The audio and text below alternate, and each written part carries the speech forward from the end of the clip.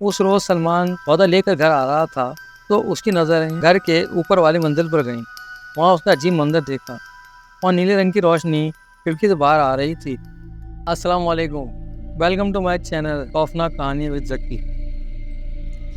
ایک جوڑے پر بیتا سچا اور خوفناک واقعہ، آئیے سنتے ہیں۔ سلمان، کیا ہوا؟ کسی سے کرائے کی بات کی؟ کیونکہ یہ مہینہ تو جیسے تیسے نکل جائے گا، لیکن اگلے مہینے کیا ہوگا اور کس طرح مہینے کے اخراجات پورے ہوں گے؟ کیونکہ ہمارے خرچے کا دار و مدار کرائے پر ہی تھا۔ کیونکہ سلمان کی تنخواہ بہت کم تھی۔ سلمان نے کہا، صوفیہ تم پریشان نہ ہو، اللہ نے چاہا تو ہمارا کام ہو جائے گا۔ تم بھی تو بروکر کے پاس نہیں جاتے، صوفیہ ناراض ہوتے ہوئے بولی۔ لیکن صوفیہ، اگر میں بروکر کے پاس جاؤں گا وہ کمیشن مانگے گا، کرایہ دار خود ہی رکھ لیتے ہیں، ہمارے پیسے بچ جائیں گے اور دوسرے اخراجات میں کام آئیں گے۔ صوفیہ نے غصے سے کہا، کچن میں چائے رکھی ہے، خود ہی پی لینا۔ وہ یہ کہتے ہوئے کمرے سے چلی گئی۔ سلمان اپنے 2 منزلہ گھر میں اپنی بیوی اور بچوں کے ساتھ رہتا تھا، جو اس کے والد کی آخری نشانی تھی۔ اس کے اوپر والی منزل اس نے کرائے پر چڑھا رکھی تھی۔ وہ ایک ادارے میں معمولی سی ملازمت کرتا تھا، اس کی تنخواہ بہت کم تھی۔ گھر کے اخراجات اسی کرائے سے پورے ہوتے تھے، اس لیے آئے دن ان دونوں کا جھگڑا ہوتا تھا۔ سلمان نرم طبیعت کا مالک تھا، اس کی بیوی غصے والی تھی۔ دیکھا جائے تو صوفیہ کی بات بھی غلط نہیں تھی، کیونکہ وہ چاہتی تھی کہ کرائے کے پیسے بچیں گے تو بچوں کے کام آئیں گے۔ بہرحال ایک دن سلمان شام کو جلدی گھر آ گیا۔ کیا بات ہے، آج جلدی آ گئے؟ کیا کسی کو ٹائم دیا ہے؟ نہیں، میری طبیعت کچھ ٹھیک نہیں تھی۔ عین اسی وقت دروازے کی بیل بجی۔ سلمان اٹھا اور دروازہ کھولا تو دیکھا دروازے پر محلے کی ایک بچی تھی، اس کے ساتھ ایک مرد اور عورت تھے۔ انکل، یہ آپ کے مکان کا پوچھ رہے تھے، یہ کہہ کر بچی چلی گئی۔ جی فرمائیے، سلمان بولا۔ پتہ چلا ہے کہ آپ کا گھر کرائے کے لیے خالی ہے، تو اس سلسلے میں بات کرنی تھی۔ جی تشریف لائیے۔ وہ انہیں ڈرائنگ روم میں لے گیا۔ پھر سلمان نے انہیں مکان کے بارے میں تفصیل سے بتایا، مگر وہ صاحب جنہوں نے اپنا نام فیصل بتایا تھا، کہا، گھر تو ہم دیکھ چکے ہیں۔ یہ سن کر سلمان اور صوفیہ کو حیرت ہوئی۔ ان کو حیرت میں دیکھ کر فیصل نے کہا، ارے بھائی، آپ نے اتنی تفصیل سے مکان کے بارے میں بتایا کہ ہمیں دیکھنے کی ضرورت ہی نہیں۔ پھر وہیں بیٹھے بیٹھے تمام معاملات طے ہو گئے۔ انہوں نے ایڈوانس دیا اور ڈپازٹ کی رقم بھی دے دی اور کہا اگلے جمعرات یہاں ہم آ جائیں گے۔ ان کے جانے کے بعد سلمان نے صوفیہ سے کہا، پہلے کرایہ دار ہیں جنہوں نے کسی بھی معاملے میں بحث نہیں کی۔ ہم نے جو شرطیں پیش کی انہوں نے قبول کی۔ پھر اگلی جمعرات کو فیصل اور کنیزہ سلمان کے گھر آ کر رہنے لگے۔ سلمان کو یہ دیکھ کر بڑی حیرت ہوئی کہ ان کے ساتھ کوئی خاص سامان نہیں تھا۔ شام کے وقت ان کے ہاتھ سے حلوہ بنانے کی خوشبو آنے لگی۔ پھر کچھ دیر بعد کنیزہ آئی اور ایک خوشنما پلیٹ میں حلوہ پیش کیا۔ صوفیہ نے اس بیٹھنے کو کہا۔ اس پر اس نے معذرت کر لی اور کہا، فیصل ابھی نماز پڑھ کر آتے ہوں گے، ان کے لیے کھانا بنانا ہے۔ یہ کہہ کر وہ چلی گئی۔ رات کے کھانے میں سب نے وہ حلوہ کھایا تو سب اپنی انگلیاں چاٹتے رہ گئے۔ پھر صوفیہ نے اس پلیٹ کو دیکھا اور سوچا، ایسی پلیٹیں تو عورتیں بہت پہلے استعمال کیا کرتی تھیں۔ دیکھنے میں پیتل کی تھی مگر عام پلیٹوں سے کافی وزنی تھی۔ اس پر بہت خوبصورت نقش و نگار بنے ہوئے تھے۔ کھانے کے بعد سلمان بولا، بیگم، یہ ہوتا ہے حلوہ۔ کبھی تم نے ایسا حلوہ بنایا؟ بس یہی کہنا تھا کہ دونوں میں پانی پت کی جنگ شروع ہو گئی۔ سلمان نے کہا، اگر کرایہ دار یہ شور سن لیں تو وہ تمہارے بارے میں کیا سوچیں گے؟ یہ سن کر صوفیہ خاموش ہو گئی۔ اگلے روز سلمان کی آنکھ فجر سے کچھ قبل کھل گئی۔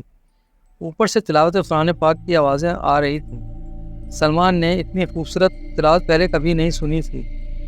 سلمان تلاوت میں کھو سا گیا اور پھر اٹھا اور فجر کی نماز کے لیے مسجد کی جانب چلا۔ اتنے میں فیصل سے اس کی ملاقات ہو گئی، وہ بھی مسجد کے لیے نکلا تھا۔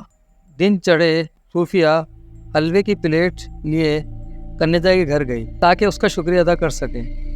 دیکھا تو وہ بھی تلاوت میں مشغول تھی اور ہر طرف ایک دل فریب خوشبو پھیلی ہوئی تھی۔ صوفیہ تو جیسے کنیزہ کی آواز کی دیوانی ہو گئی۔ خیر، جب وہاں سے فارغ ہوئی تو صوفیہ نے اپنے آنے کا مدعا بیان کیا اور حلوے اور خاص طور پلیٹ کی تعریف کی۔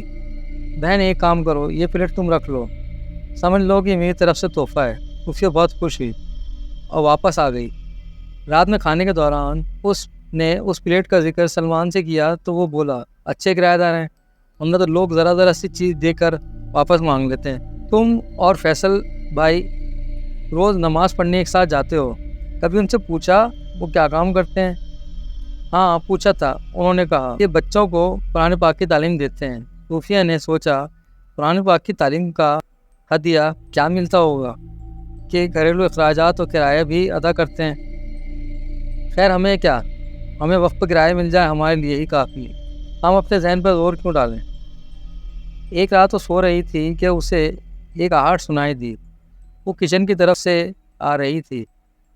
اسے ایسا لگا کہ بہت سے بچے مل کر کچھ پڑھ رہے ہیں۔ اس نے گھڑی دیکھی تو اس وقت رات کے 3:15 بج رہے تھے۔ اس نے سوچا اتنی رات کو کس کے بچے ہو سکتے ہیں، خیر وہ سو گئی۔ اگلے دن سلمان نے آفس جانے سے پہلے کچھ پیسے مانگے، اس نے اسے 100 روپے دے دیے۔ خیر بچوں کے اسکول جانے کے بعد وہ گھر کی صفائی میں لگ گئی۔ صفائی کے دوران اسے سلمان کی الماری کے پاس سے 2000 روپے ملے۔ یہ پیسے دیکھ کر صوفیہ سوچنے لگی ضرور یہ سلمان کے ہی ہوں گے، اور وہ اتنے پیسے رکھ کر مجھ سے پیسے کیوں مانگ رہا تھا؟ شام کو آنے دو، اس کی خبر لیتی ہوں کہ یہ پیسے کہاں سے آئے۔ صوفیہ نے سوچا اور واپس کام میں لگ گئی۔ سلمان کے دفتر میں اس کے سینئر نے کہا سلمان تمہیں بڑے صاحب یاد کر رہے ہیں۔ سلمان جیسے ہی ان کے کمرے میں پہنچا تو انہوں نے کہا سلمان آؤ، تمہارے لیے ایک بری خبر ہے، تمہیں تمہارے عہدے سے برخاست کیا جاتا ہے۔ جی سر، وہ کیوں؟ مجھ سے کوئی غلطی ہوئی ہے؟ اگر مجھے بتائیں گے تو غلطی کو درست کروں گا۔ بڑے صاحب مسکرائے اور کہا تمہیں ترقی دے کے مینیجر کے عہدے پر فائز کیا جا رہا ہے۔ وہ یہ خبر سن کر خوشی سے پاگل ہو گیا، اور باہر آ کر اس نے سوچا یہ خبر صوفیہ کو سناؤں گا تو وہ بھی کتنی خوش ہوگی۔ وہ شام کو جب گھر پہنچا تو اس نے صوفیہ کو خوشخبری سنائی۔ صوفیہ نے الٹا سوال کیا کہ پہلے یہ بتاؤ کہ تمہاری کوئی چیز گم تو نہیں ہوئی ہے؟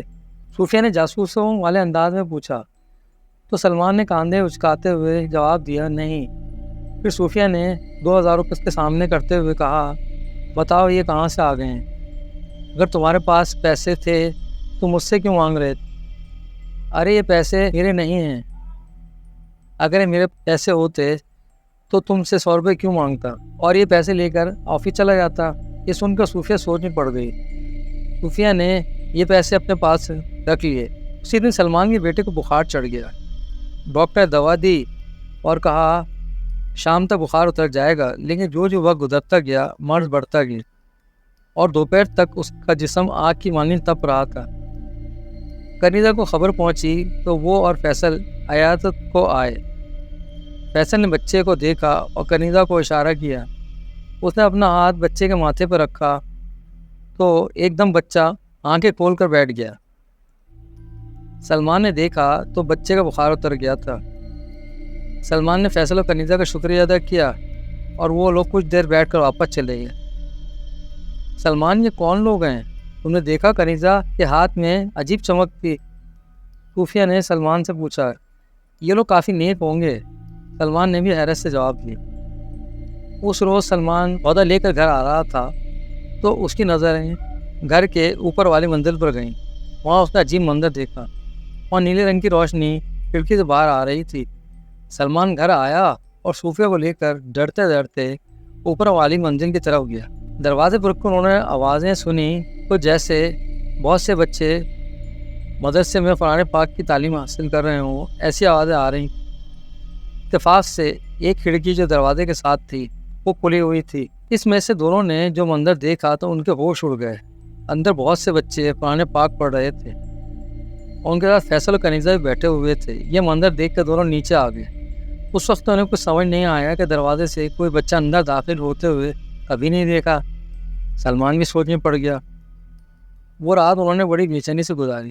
اگلا روز چھٹی کا تھا۔ سلمان گھر میں اخبار پڑھ رہا تھا کہ کنیزہ اور فیصل آ گئے۔ فیصل نے کہا کہ رات آپ لوگوں کو بے چینی ہو رہی تھی، اس کا جواب یہ ہے کہ آپ لوگ صحیح سوچ رہے ہیں۔ ہم لوگ اس دنیا کے نہیں ہیں، ہم اب جا رہے ہیں، ہم جس مقصد سے آئے تھے وہ پورا ہو گیا۔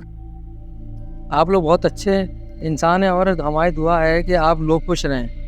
اب ہم چلتے ہیں، ہمیں اور بھی بہت سے کام ہیں۔ یہ کہہ کر دونوں چلے گئے، لیکن سلمان صوفیہ سوچتے رہ گئے۔ اگلے دن حسب معمول صوفیہ گھر کی صفائی کر رہی تھی تو اسے ایک بیگ نظر آیا۔ اس نے سلمان کو بتایا اور وہ بیگ دونوں نے ڈرتے ڈرتے کھولا اور یہ دیکھ کر ان کی آنکھیں حیرت سے پٹی کی پٹی رہ گئیں۔ وہ بیگ نوٹوں سے بھرا ہوا تھا، جنہیں دیکھ کر سلمان نے سوچا اللہ نے انہیں ان کی مدد کے لیے بھیجا تھا، اور سلمان کی آنکھوں میں شکر کے آنسو آ گئے۔